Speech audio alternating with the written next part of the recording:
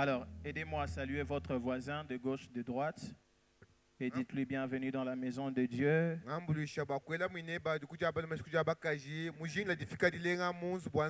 Demande le prénom à ton voisin. Je vois plus peur. Il y a des gens qui se déplacent pas. Demandez le prénom. Il y a votre voisin. Demandez les noms du voisin. Vous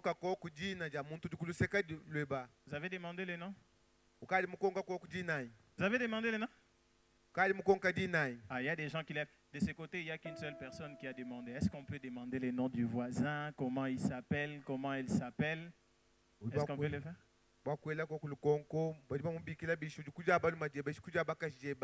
Ok. Mon frère, la sœur qui est à côté, elle s'appelle comment? Comment? Laetitia. Ok. Mon frère, le frère qui est derrière s'appelle comment? Tu vois, tu demandes des noms maintenant, hein? Acclamons le Seigneur. Que le nom du Seigneur soit béni. Je suis Giovanni Lubika, serviteur de Dieu dans cette église. Et je bénis le Seigneur pour cette grâce et cette opportunité qu'il nous accorde d'être dans sa présence ce soir. Amen. Et je crois que le Seigneur a certainement une parole pour quelqu'un. Et certainement que ce soir, il va nous faire du bien par sa parole. Je remercie le pasteur qui nous accorde encore cette opportunité. Jeune, mais voilà, avoir la responsabilité de prendre la parole de Dieu et la prêcher ou l'enseigner, c'est vraiment une grâce. Mais ça nous rappelle surtout combien nous devons faire bien le travail et prendre cela très au sérieux. Bienvenue à ce culte qui est dénommé depuis un moment École de renouvellement de l'intelligence.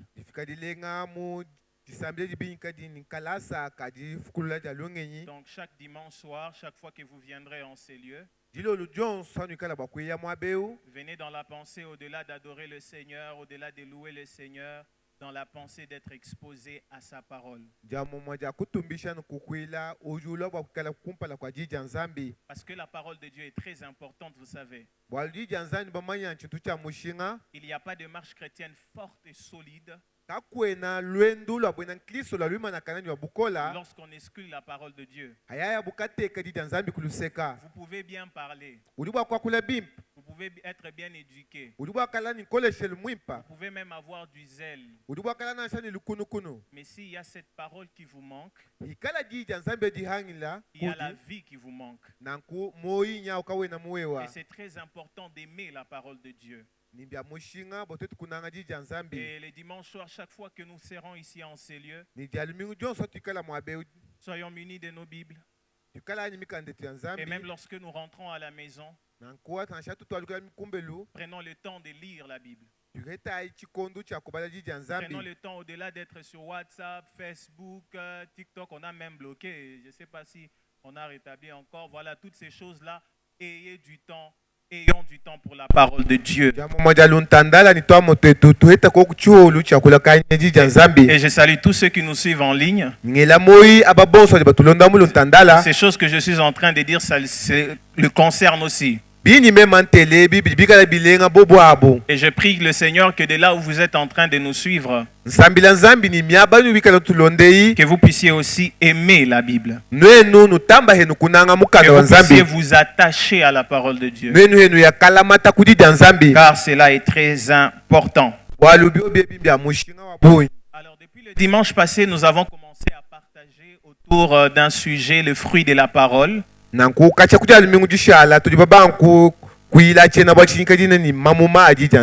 me rassurer. Qui était là le dimanche passé? Qui était là le dimanche passé? Ok, il y a quelques mains qui s'élèvent. On était vraiment en train de parler des fruits de la parole. Et en termes de résumé, nous sommes partis de la parabole du semeur que Jésus a donnée. pour nous faire comprendre une vérité très importante dans la marche avec Dieu. Comme vous savez, pour tout membre de cette église et tous ceux qui sont vraiment actifs depuis le début de l'année, nous sommes dans une pensée portée de fruits pour Dieu.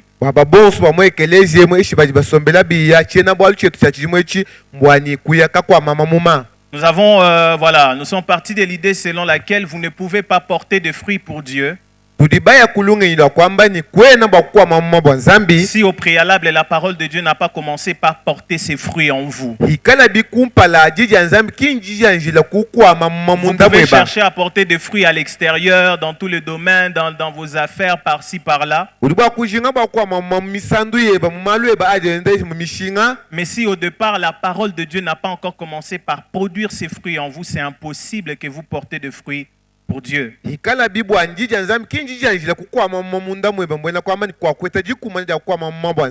nous avons appris le dimanche passé que la sémence est la parole de Dieu. La parole est une sémence. La parole de Dieu est une sémence. Et voilà, dans la parabole du semeur, la terre dont fait mention Jésus, c'est nos cœurs.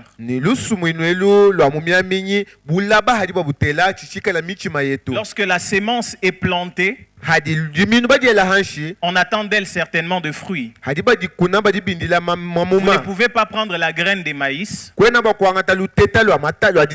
et mettre sur une terre et ne pas attendre qu'il y ait le maïs qui sort et qui donne des fruits. Certainement, chaque fois que la sémence est sémée, plantée, elle finit toujours par porter des fruits. Mais voilà, la sémence portera des fruits si la terre est bonne. Et nous avons affirmé pour dire que la parole de Dieu porte de fruits en vous dans la mesure où vos cœurs sont disposés à la recevoir.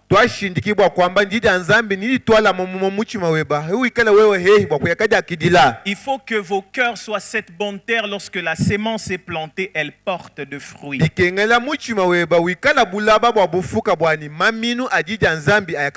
nous avons vu, il y a quelques fruits de la parole. Quand la parole est sémée, elle produit de fruits en nous. Elle produit la foi. Comme vous savez que la foi ne vient pas de ce qu'un homme a écrit. La foi vient de ce qu'on entend, et ce qu'on entend vient de la parole de Dieu. Et nous avons aussi dit que la parole de Dieu en vous produit la paix. Quand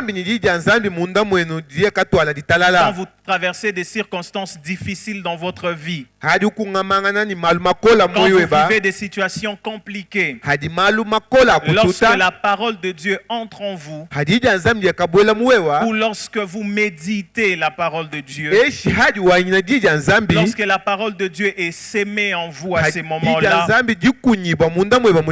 elle produit la paix. Pourquoi? Parce que la parole de Dieu vient vous rassurer de la présence de Dieu. Voilà, pour maintenant ce soir, nous allons continuer, mais en abordant un aspect important que je crois pour certains sera très basique. Mais je crois aussi que le Seigneur, passant par ces messages, va augmenter l'amour de la parole dans le cœur de quelqu'un. Ma prière pour vous ce soir, c'est lorsque vous sortirez de ces lieux, qu'un amour profond et brûlant pour la parole de Dieu naisse dans vos cœurs. Alors nous allons parler de comment tirer profit de la Bible. Comment tirer profit de la Bible? Lorsqu'on parle de tirer profit, on fait simplement allusion à avoir des avantages. Comment est-ce que la parole de Dieu peut nous produire des bienfaits dans notre vie?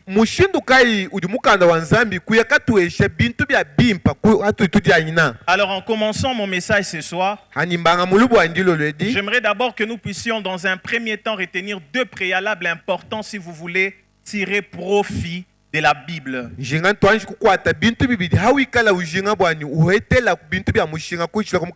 Deux préalables très importants. Parce que sans ces préalables, vous ne pouvez pas tirer un bienfait total et potentiel de la Bible. Vous pouvez la voir sur vous, mais ne pas jouir de tout ce qu'elle peut produire dans la vie d'un homme. Tout le bonheur que cette parole, cette Bible peut produire dans la vie de toute personne qui la possède et qui l'intériorise, qui la médite, qui la chaque jour.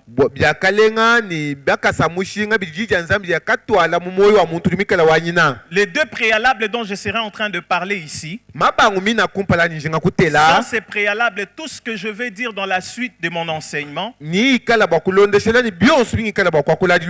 n'aura pas de sens. Donc nous devons vraiment d'abord nous mettre d'accord sur ces deux préalables. Dès que cela est à la même mesure chez tout le monde, et après nous allons continuer. Donnez-moi un amen. Le premier préalable important pour toute personne qui veut tirer un avantage de la Bible, pour toute personne qui veut avoir un bienfait total et complet de la parole de Dieu, c'est que premièrement, nous devons reconnaître et croire en son autorité comme étant la parole de Dieu et non un livre religieux. Le premier préalable important que chacun de nous doit commencer par accepter, que chacun de nous ce soir doit avoir premièrement comme base, c'est de reconnaître et croire en l'autorité de la Bible comme étant la parole de Dieu, comme étant la parole de Dieu et non un livre religieux. Plusieurs personnes, et même dans notre monde aujourd'hui, plusieurs même sectes ou même encore religions, d'autres même prétendent que la Bible n'est qu'un livre. Un livre où on raconte simplement des histoires des personnages. Des personnages qui ont existé, voilà, on raconte simplement leur histoire et c'est tout. Mais ils ne croient pas en eux. Ils ne reconnaissent pas en la Bible que c'est la parole de Dieu. Bien aimés frères et sœurs, vous ne pouvez pas jouir des avantages que produit ces livres que vous avez si vous ne croyez pas et ne reconnaissez pas que c'est la parole de Dieu. Si vous ne croyez pas et ne reconnaissez pas que ce que vous avez entre vos mains est la parole de Dieu. Bien aimés frères et sœurs, refuser de reconnaître la Bible comme la parole de Dieu, c'est lui priver de tout son sens. Refuser de croire en ces livres que vous avez comme étant la parole de Dieu, c'est lui priver de tout son sens. Parce que vous savez, bien aimés frères et sœurs, l'impact ou le fruit que produit ce que vous avez entre vos mains, ce n'est pas les titres Bible. Mais c'est le contenu qui produit les résultats dans notre vie. Ce n'est pas parce que vous appelez ce livre la Bible qu'elle produit des résultats en vous. Ce qui fait que ces livres produisent des résultats en vous, ce n'est pas son titre, mais c'est son contenu. Et son contenu est la parole de Dieu. Bien-aimés frères et sœurs, vous avez entre vos mains la parole de Dieu.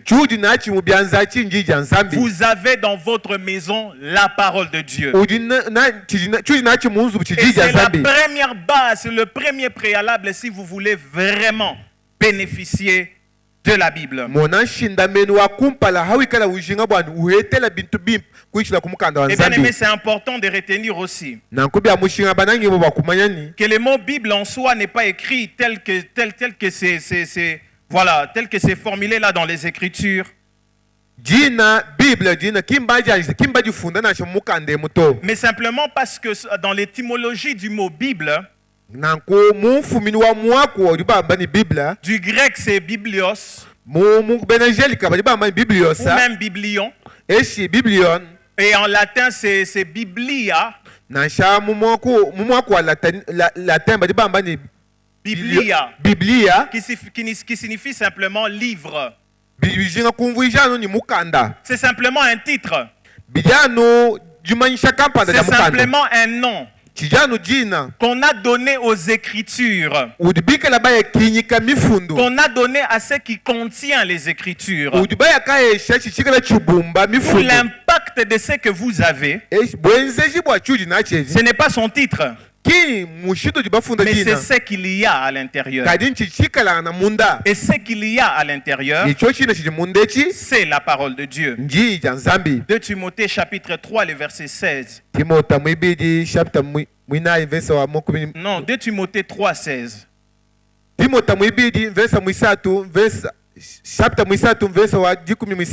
La Bible dit: toute écriture est inspirée de Dieu et utile pour enseigner, pour corriger, pour convaincre et pour instruire dans la justice. Vous avez vu ça dans votre Bible. On dit toute écriture est inspirée de Dieu. Ce qui est écrit là à l'intérieur vient de Dieu. Le terme inspiré fait allusion au souffle. Ça vient de l'intérieur. C'est Dieu lui-même qui a prononcé. C'est Dieu lui-même qui a inspiré à des hommes qui ont pris ça, qui ont retranscrit et qui ont mis ça ensemble et qui ont donné un titre, Bible.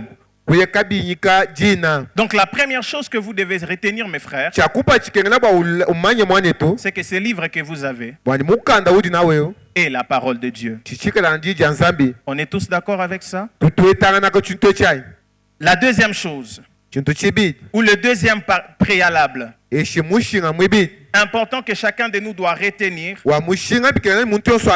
s'il veut jouir des bienfaits qu'accorde la Bible, c'est accepter et croire qu'elle est la seule source et voie sûre du chemin de la vie, du salut de l'humanité et de la vérité. Donc le deuxième préalable que chacun de nous doit retenir, avec quoi chacun de nous doit être d'abord d'accord, c'est d'accepter et croire. Accepter et croire. Je répète, accepter et croire quelle est la seule source et la voie sûre du chemin de la vie du salut de l'humanité et de la vérité. Bien-aimés frères et sœurs, ce livre que vous avez, non seulement elle est la parole de Dieu, puisqu'elle est la parole de Dieu, vous devez accepter et croire qu'elle est la seule source du chemin de la vie. Elle est la seule source sûre. Ou si vous voulez avoir une vie heureuse, vous pouvez recourir à elle. Vous devez reconnaître en elle qu'elle est la seule voie et source sûre de la vérité. Il n'y a pas d'autre vérité en dehors d'elle. Il n'y a pas autre chose que nous devons accepter en dehors de ce qu'elle dit. Il n'y a pas autre sagesse que vous devez avoir en dehors de la sagesse qu'elle donne.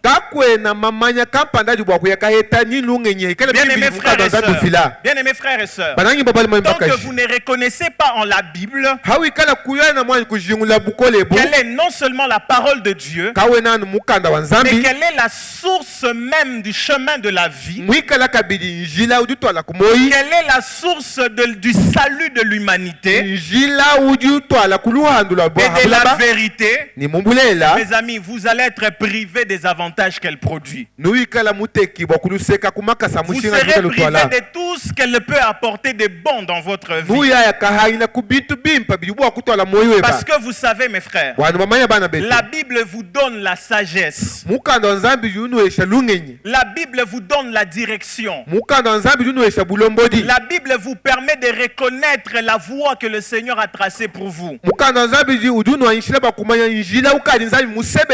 Et si au départ, vous ne croyez pas qu'elle est la source de la vie, qu'elle est la source du chemin de la vie, bien aimés frères, j'aimerais vous dire, le seul livre au monde qui présente la véritable source du salut de l'humanité, c'est la Bible. Il n'y a pas autre chose. On vous présentera des livres qui parlent des hommes, qui parlent de certains prophètes, qui parlent de certaines personnes qui ont peut-être marché avec Dieu et qui ont vu de grandes choses. Et on vous dira que voilà, ce sont ces personnes-là qui font telle chose, qui apportent ceci, cela dans votre vie. J'aimerais vous dire, eh bien, c'est un mensonge. Si vous voulez connaître qu'est-ce qui apporte vraiment le salut de l'humanité et recours à la Bible, qu'est-ce que cela veut dire? C'est-à-dire que si je me tiens ici devant vous, ou quelqu'un se tient devant vous et prétend vous montrer le chemin pour être sauvé, sans partir de ce que la Bible dit sur le salut de l'humanité, frère, ce monsieur va vous amener à autre chose. Cette personne va vous amener à autre chose. Et nous devons être d'accord, mes frères. La Bible est la parole de Dieu, mais la Bible est aussi la seule source de la vie, du salut de l'humanité et de la vérité. Voulez-vous reconnaître la vérité aujourd'hui dans notre monde? N'allons pas ailleurs. Allons dans la Bible, car elle nous donne les informations qu'il faut sur qu'est-ce qu'est la vérité, qui est la vérité et où trouver même cette vérité. Lorsque vous lisez la Bible dans 1 Pierre, le chapitre 1, le verset 23, dans la version parole vivante, la Bible dit ceci.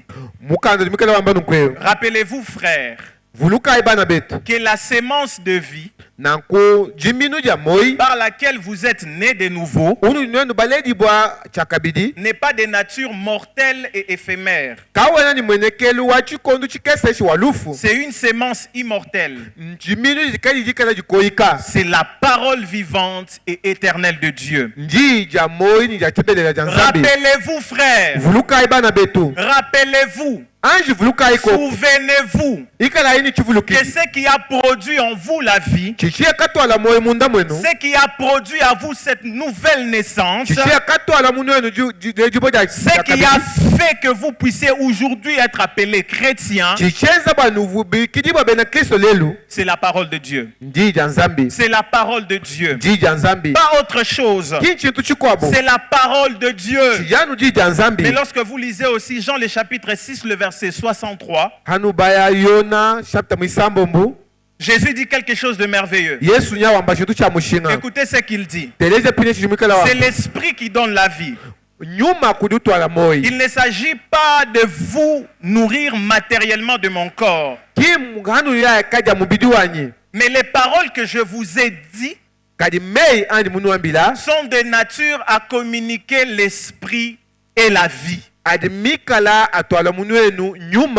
paroles que je vous ai dit sont des natures à communiquer l'esprit et la vie. Mes frères, j'ai une bonne nouvelle pour vous. Voulez-vous avoir une vie heureuse? Voulez-vous avoir la vie éternelle? La Bible, parole de Dieu, nous renseigne sur tout cela. Vous n'avez pas besoin d'aller ailleurs. Vous n'avez pas besoin de lire le livre d'un prophète. Vous avez besoin de prendre la Bible, vous exposer à elle, et elle vous donnera tout ce qu'il faut comme renseignement sur la source de la vie. Alors, si nous sommes d'accord avec ces deux préalables, si ces deux préalables sont déjà à la même mesure, nous tous, j'aimerais ici nous présenter de manière systématique 5 conseils pratiques pour tirer profit de la Bible. 5 conseils pratiques si vous voulez tirer un avantage de la Bible. Vous savez déjà quelle est la parole de Dieu. Vous savez déjà quelle est la seule source sûre du chemin de la vie, du salut de l'humanité et de la vérité. Alors, que faire pour que vous puissiez puiser les avantages complets de ces dernières? Bien sûr, le 5e conseil sera au fait complémentaire. Parce que ça va nous pousser même à prier pour de bonnes connexions, de bonnes personnes autour de nous. Mais ça va aussi nous pousser à reconnaître le don que le Seigneur a fait à l'Église. Et que nous, en tant que chrétiens, nous en avons besoin pour l'exercice de l'œuvre du ministère. Le premier conseil que chacun de nous doit mettre en pratique, s'il veut un avantage complet de la parole de Dieu, chaque fois que vous êtes devant la Bible, vous savez quelle est la parole de Dieu. Vous savez quelle est la source qui peut vous donner la vie. Vous savez quelle est la source qui peut vous communiquer la vérité. Que faire quand vous êtes devant elle pour tirer un avantage complet? 1. Lisez et méditez avec la bonne motivation. Lisez et méditez avec la bonne motivation. Bien-aimés, parfois nous ne tirons pas les avantages, le bienfait qu'il faut de la Bible, pas parce qu'elle n'est pas vraie, pas parce qu'on ne comprend pas simplement son langage, mais parce que notre approche vers elle est mauvaise, parce que la motivation n'est pas bonne, ce qui nous pousse à nous tenir devant la Bible n'est pas bonne. En parlant de la motivation ici, je parle ici de ce qui nous pousse à lire la Bible. Je parle ici de l'attitude intérieure que nous avons lorsque nous nous approchons de la Bible. Mais je parle aussi de l'approche mentale et psychologique que nous avons chaque fois que nous sommes devant elle. Qu'est-ce qui nous pousse à venir devant elle? Qu'est-ce que nous avons déjà en tête quand nous venons devant elle? Quelle est l'attitude intérieure que nous avons lorsque nous venons devant la Bible, la parole de Dieu? Et plusieurs personnes se privent des bienfaits de la parole de Dieu. Ils l'ont matin, midi, soir. Ils ont ça dans la maison. Ils ont ça quand ils marchent même. En tant que chrétien, on met nos Bibles aux aisselles, on marche même avec la Bible. Qu'est-ce qui fait que vous ne puisez pas? C'est parfois qu'on a des mauvaises motivations. Alors retenons ceci. Quelques mauvaises motivations lorsque vous vous approchez de la Bible et qui privent plusieurs personnes de tirer un avantage complet qu'elle peut produire. Mais avant d'avancer, j'aimerais vous rassurer. La Bible produit toujours des résultats dans la vie d'un homme. La Bible produit toujours un bienfait extraordinaire. Parce qu'elle est la parole de notre maître. Alors, la première mauvaise motivation qui empêche plusieurs personnes de puiser dans la Bible et des jours des avantages qu'elle peut produire dans la vie de quiconque même la lit, la médite. C'est lire pour remplir un devoir religieux. Lire pour remplir simplement un devoir religieux. Qu'est-ce que je veux dire par ici? Nous avons dans nos églises, nous avons même des amis chrétiens, nous avons même plusieurs personnes que j'ai rencontrées. Chaque fois que vous vous approchez de la Bible, vous vous approchez simplement comme pour un devoir, pour remplir un devoir religieux. Devant la Bible, je ne veux rien, pour que quand je viens à l'église, on me pose un peu la question, est-ce que toi tu as lu? J'ai lu, moi aussi j'ai lu. Mais au fond, on n'a rien pris dedans. On n'a rien puisé à l'intérieur. Au fond, nous ne sommes même pas entrés dans son message profond. Nous n'avons rien découvert. Je l'ai fait simplement pour faire plaisir à ceux qui m'encadrent. C'est-à-dire que tu t'approches de la Bible, non pas en pensant à toi-même, mais tu penses à ce que les gens qui sont autour vont dire. J'aimerais dire quelque chose à quelqu'un. Chaque devant la Bible, de département,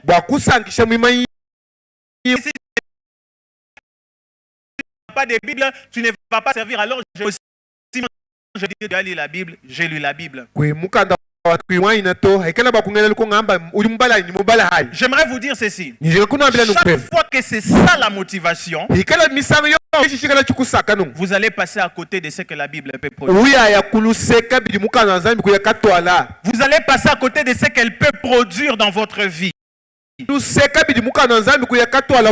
pas jouir de ce que Dieu a prévu en parlant, en inspirant ses écritures. Mais deuxième mauvaise motivation qui pousse parfois plusieurs personnes à s'acheter de la Bible, ils s'approchent mais ils ne jouissent pas des bienfaits qu'elle peut produire. C'est lire une belle œuvre littéraire.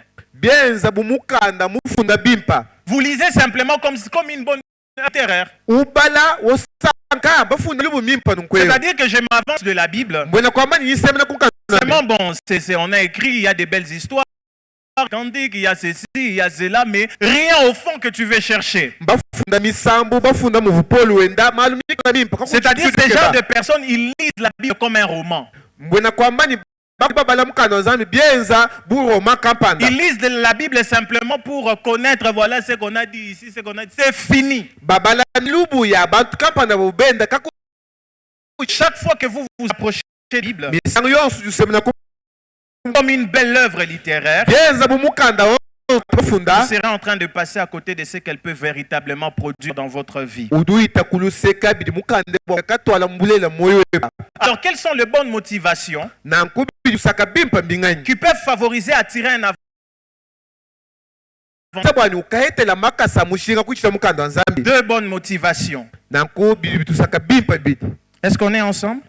On est ensemble jusque-là? Ça va jusque-là? C'est clair jusque-là? La première bonne motivation, chaque fois que vous vous approchez de la Bible, il doit vous amener, c'est de vouloir lire et méditer avec l'objectif d'apprendre la vérité sur Dieu, sa personne, son plan et sa volonté. C'est-à-dire quand vous vous approchez de la Bible, vous vous approchez avec une motivation. Je vais résumer ceci en comme ça. Je m'approche pour connaître Dieu. Je m'approche de la Bible pour connaître Dieu. Bien aimé, j'aimerais vous encourager. Chaque fois que vous vous tenez devant votre Bible, si vous voulez vraiment puiser le bienfait qu'elle peut produire, c'est de vous approcher en voulant connaître Dieu par elle. Connaître de vérité profonde sur Dieu. Qui est Dieu? Qu'est-ce qu'il est pour nous? Qu'est-ce qu'il a créé toutes ces choses? C'est quoi son plan? Il n'y a pas un bienfait merveilleux de la parole de Dieu. Son auteur. S'il y a l'une des choses que l'un des avantages merveilleux quand vous vous approchez de Dieu,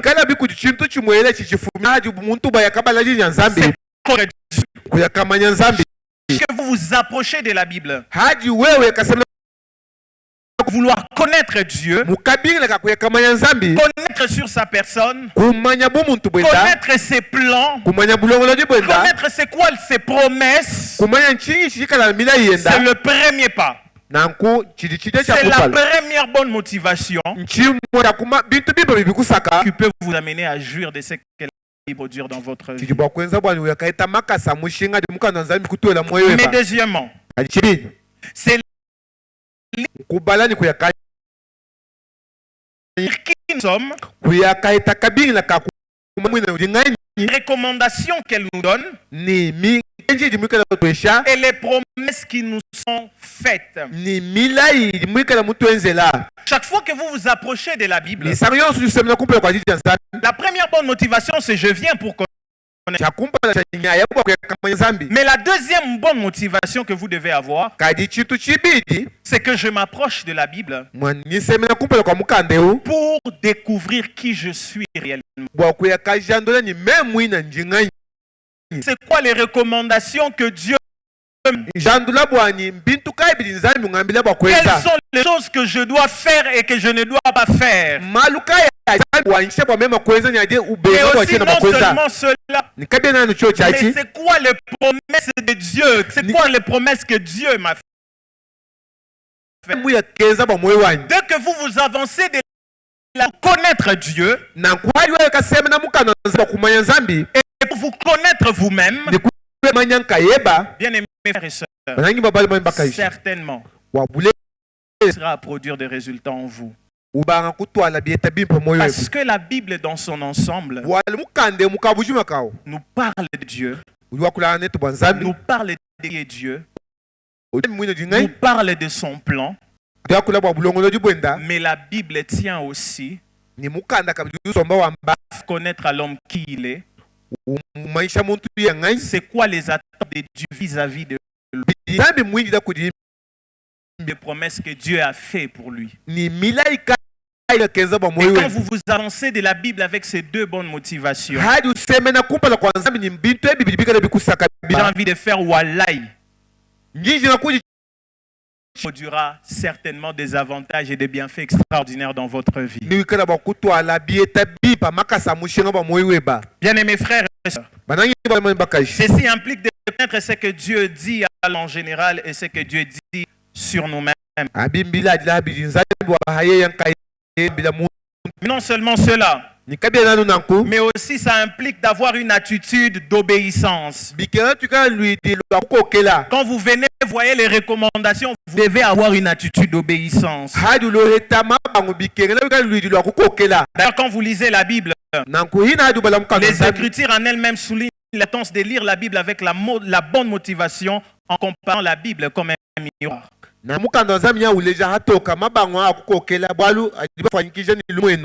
Quand vous lisez Jacques le chapitre 1er 23 à 25, je lis Jacques 1 23 à 25, la Bible dit: car si quelqu'un écoute la parole et ne la met pas en pratique, il est semblable à un homme qui regarde dans un miroir son visage naturel et qui, après s'être regardé, s'en va et oublie aussitôt quel il était. Mais celui qui aura plongé les regards dans la loi parfaite, la loi de la liberté, et qui aura persévéré, n'étant pas un auditeur oublieux, mais se mettant à l'œuvre, celui-là sera heureux dans son activité. Celui qui s'approche de la Bible, qui s'est vu lui-même, qui a découvert ce que Dieu dit sur lui, et qui ne s'arrête pas là, qui a la motivation d'obéir,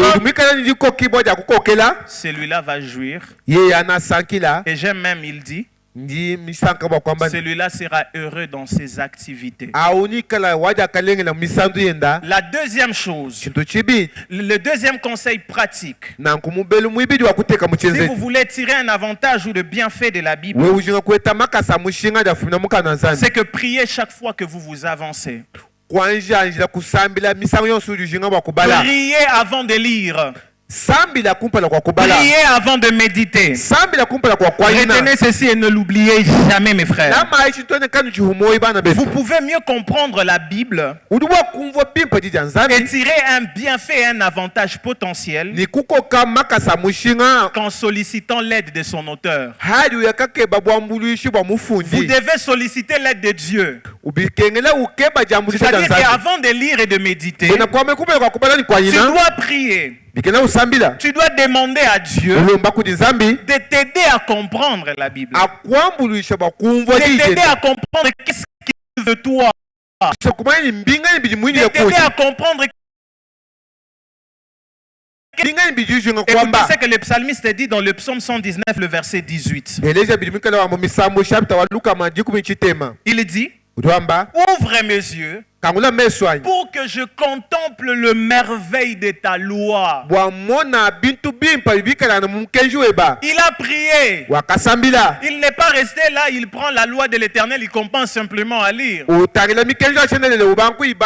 il a commencé par prier. Il a dit à Dieu: Seigneur, ouvre mes yeux pour que je contemple le merveille de ta loi, pour que je contemple son sens profond. Bien, mes frères et sœurs, vous ne pouvez pas comprendre la Bible si Dieu ne vous aide pas.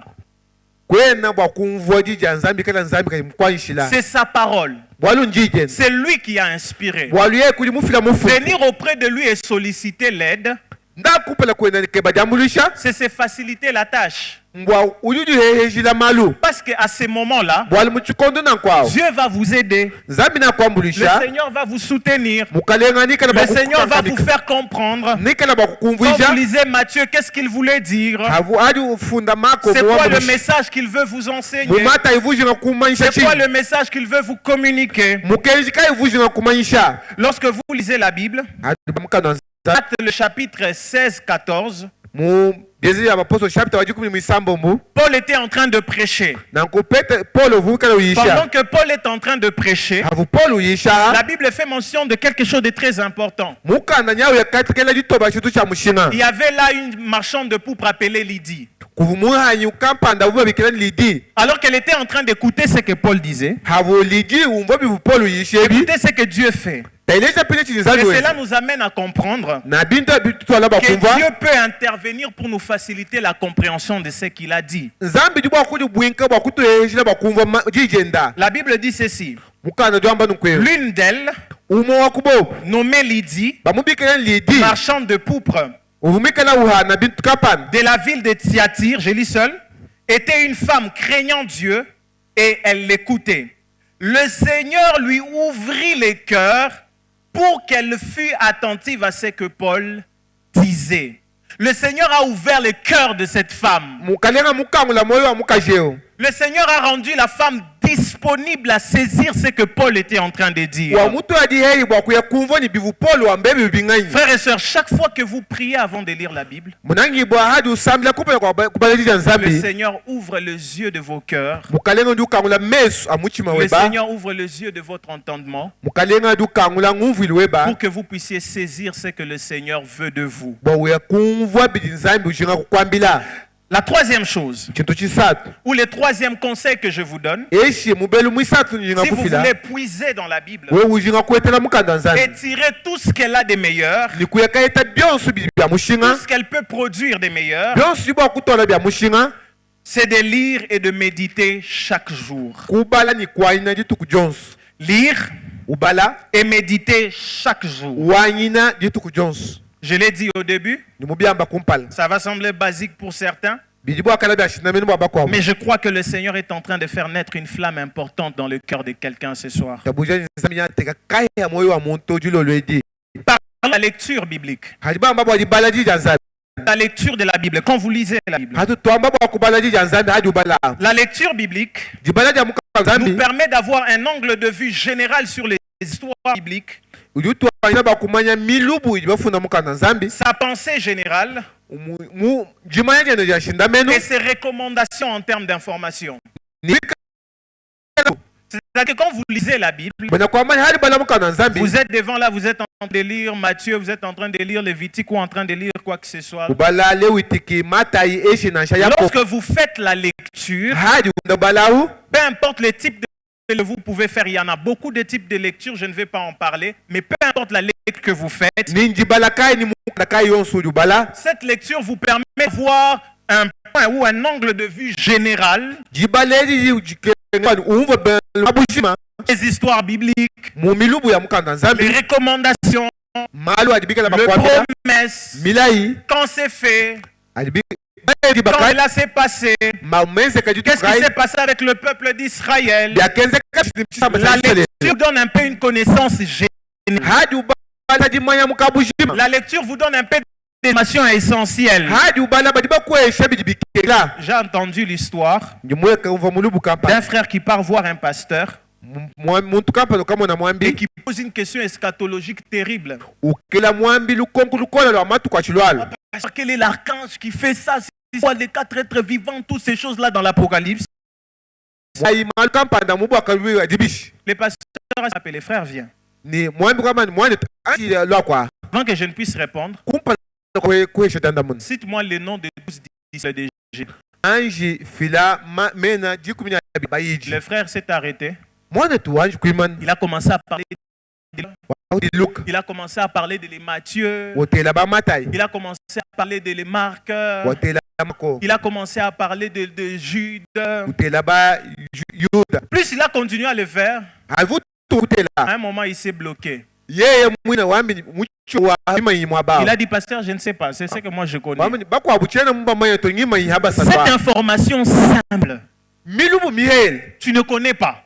Et tu veux aller connaître ce que la Bible dit, les êtres vivants, comment ils sont devant le trône de Dieu, comment l'animal a beaucoup de yeux. Tu veux comprendre ça par les informations simples. Tu ne connais pas. Je vous encourage à lire la Bible.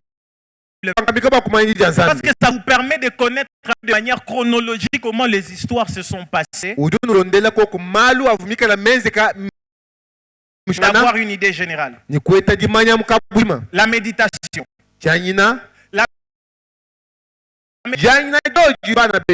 Nous permet d'examiner les tu quittes le niveau de l'information au niveau de chercher à comprendre le sens profond.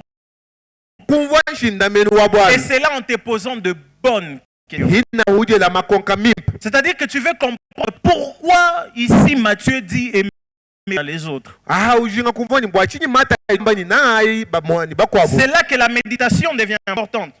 Des questions que ce texte dit sur Dieu. Ça peut être un texte sur Matthieu. Qu'est-ce que ça dit sur Dieu? Tu commences à penser, tu commences à réfléchir, tu commences à noter tout ce que ce texte est en train de dire sur Dieu. Par exemple encore, quelle est la recommandation que ce texte me donne? Qu'est-ce que Dieu veut que je puisse obéir ici? À quoi Dieu veut que je puisse obéir? Tu prends, tu énumères cela. Mais non seulement de comprendre les sens profonds, mais la méditation nous amène aussi à y penser constamment. C'est-à-dire en train de te poser des bonnes questions sur les textes, mais tu ne t'arrêtes pas. Tu y penses constamment. Ça reste dans ta pensée. Tu refais passer ça dans ta pensée dans le but que ça entre en toi. Le fait de penser constamment a le but de ton message en nous, mais de susciter aussi une application intentionnelle d'après la compréhension exacte de son sens. C'est-à-dire tu y penses constamment au point que cette parole commence à faire partie de toi. Et quand ça commence à faire partie de toi, l'une des choses que ça fait, ça suscite une application intentionnelle d'après la compréhension exacte de son sens. Tu as compris le sens exact. Tu as ruminé ça en toi. Mais à appliquer cela. Alors rapidement, Josué 1:8. Je lis seul, écoutez ce que la Bible dit.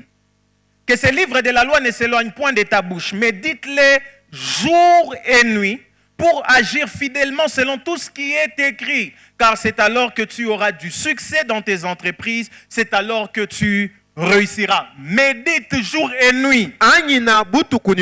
Cela fait allusion au fait de penser, réfléchir. La méditation quitte le niveau de l'information.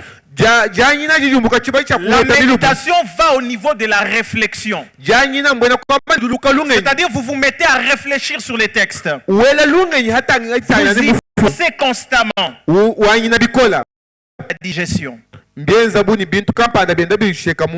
Qu'est-ce qui vous nourrit? Quand vous mangez, ça entre en vous.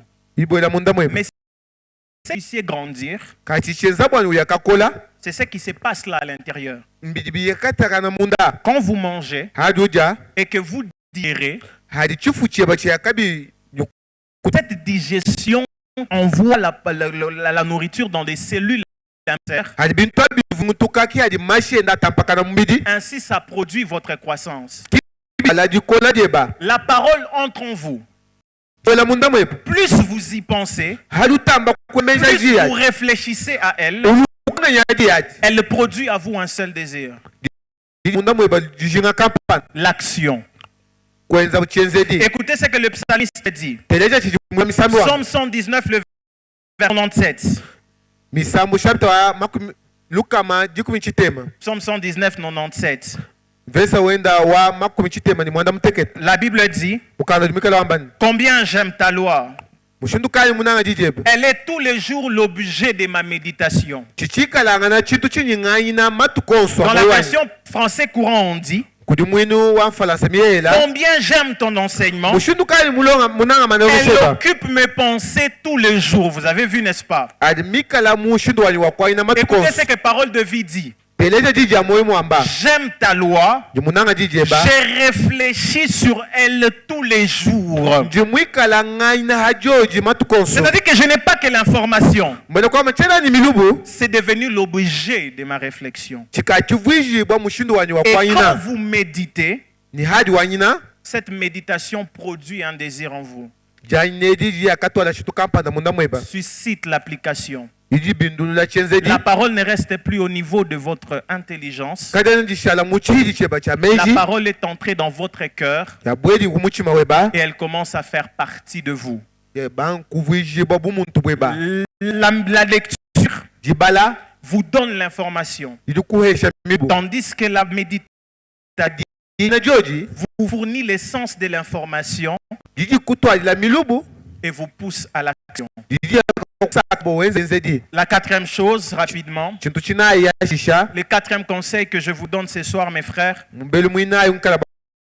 si vous voulez jouir des bienfaits que produit la Bible, parole de Dieu, c'est l'application. L'application. L'application vient après la méditation. Et cette application vivre vous dans votre quotidien, vos relations, votre travail, bref, toute votre vie. Les bienfaits de la parole de Dieu, au-delà d'avoir la bonne motivation quand vous venez, après avoir prié, après avoir lu et médité, mettez-vous à appliquer ce qui est déjà en vous. Ainsi vous verrez bien, elle est viable. Retenons bien, mes frères et sœurs, la réussite dans tout le domaine de notre vie vient de l'application de ce que nous avons lu et médité. Et ça devient la preuve tangible et visible que la Bible est la parole de Dieu. Et que le monde peut reconnaître son autorité, son pouvoir et sa véracité. Écoutez ce que Josué a dit, Josué 1:8. Le Seigneur de la loi ne quitte pas ta bouche, médite jour et nuit, afin que tu vives selon elle, afin que tu agis elle. C'est dans la mesure où tu appliques cette méditation, la réussite dans tes entreprises vont suivre. Écoutez, mes frères, je vous en supplie, ne vous arrêtez pas à lire et à méditer. Vivez la parole qui est déjà en vous. Vous serez en train de vivre la parole qui est déjà en vous. Vous verrez que réellement que la parole de Dieu est vraiment esprit et vie. Que certainement elle produit des résultats. Que certainement elle agit. Écoutez les disciples. Seigneur, nous avons péché toute la nuit. Nous n'avons rien eu. Mais sur ta parole, nous lançons encore les filets. Parce qu'ils ont agi en fonction de la parole, le miracle s'est produit. Et c'était la preuve que la parole que Jésus avait prononcée était vraiment vérité. Voulez-vous Qu'est-ce que vous lisez chaque jour? Qu'est-ce que vous faites entrer à l'intérieur de vous par la méditation? Appliquez. Je vous lance un défi. Appliquez la parole de Dieu cette semaine. Les dimanches foncés en revenez.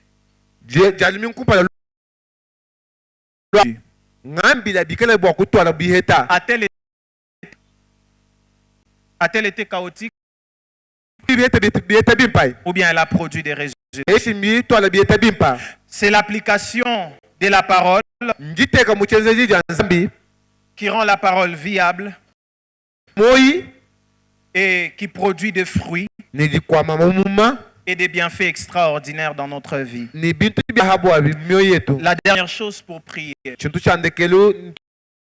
Le dernier conseil que je vous donne, mes frères, si vous voulez vraiment puiser les bienfaits de la Bible, c'est de se faire aider. C'est faire aider. Lorsque vous lisez Ephésiens 4, le verset 11, la Bible dit qu'il a donné aux uns d'être apôtres, les autres d'être évangélistes, les autres d'être docteurs et tout ce qui va avec, dans le but de faire quoi? Perfectionnement des saints. Le Seigneur a mis à la disposition de personnes capables de vous aider dans votre marche avec Dieu, vous grandissez. Même dans votre manière de vous appeler, vous voulez tirer un bienfait complet et jouir des avantages qu'elle peut produire. Aller vers quelqu'un lorsque quelque chose ne va pas. C'est ici même que je viens vous encourager, mes frères, à aimer le culte du vendredi, à venir le vendredi à 16h, le mercredi à 16h juste. Pendant ces temps-là, hier, nous sommes là, nous faisons tout ce que nous faisons, c'est parler. Ce que nous n'avons pas compris, ce qui est passé, voilà, tu as lu, mais ça ne va pas, tu n'as pas vraiment saisi. C'est biblique de se faire aider pour comprendre la parole de Dieu. Le dernier texte que je vous donne, Actes des Apôtres 8, 26 à 31. La Bible dit ceci. Un ange du Seigneur s'adressant à Philippe lui dit, lève-toi et va du côté du midi, sur le chemin qui descend de Jérusalem à Gaza. C'est lui va et parti, et voici un Éthiopien, un unique ministre de Candace, reine d'Éthiopie, et surintendant de tous ses trésors, venu à Jérusalem pour adorer. S'en retourne assis sur son char, et lisait le prophète Ésaïe. L'Esprit dit à Philippe, avance-toi et approche-toi des chars. Philippe apprit l'Éthiopien qui lisait le prophète Ésaïe. Il lui dit, comprends-tu ce que tu lis? Il répondit, comment le pourrais-je si quelqu'un... Et il invita Philippe à monter, à s'asseoir avec lui. La Bible nous présente ici l'histoire de quelqu'un qui s'est fait aider pour comprendre ce qu'il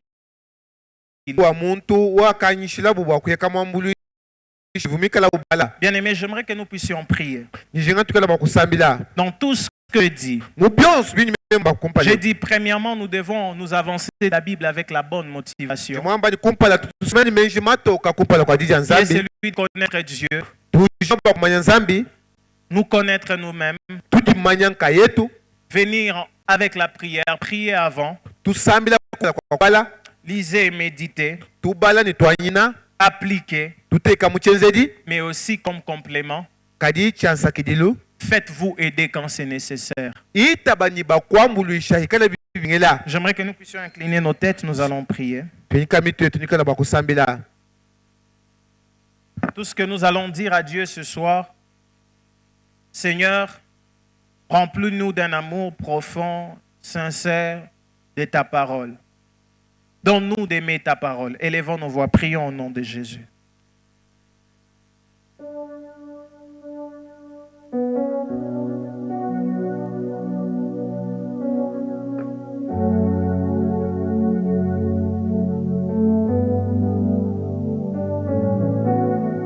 Prions au nom de Jésus, prions au nom de Jésus. Dis à Dieu que le Seigneur te donne d'aimer sa parole.